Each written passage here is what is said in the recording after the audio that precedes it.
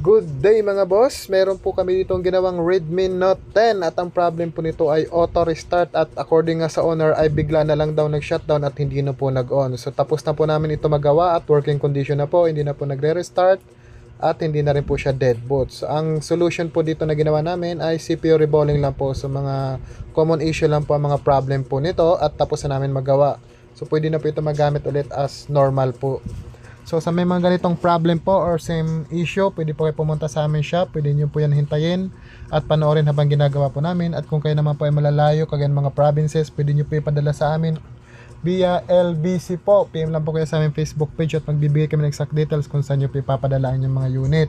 So ingatan nyo po mga cellphone nyo mga ma'am and sir, dahil ang common issue ngayon ay talagang mga deadboot na po, lalo sa overuse dahil malalakas po talaga uminit ito. So yun lang po mga ma'am and sir, Redmi Note 10 deadboot and auto restart problem fixed successfully. Thank you and good day.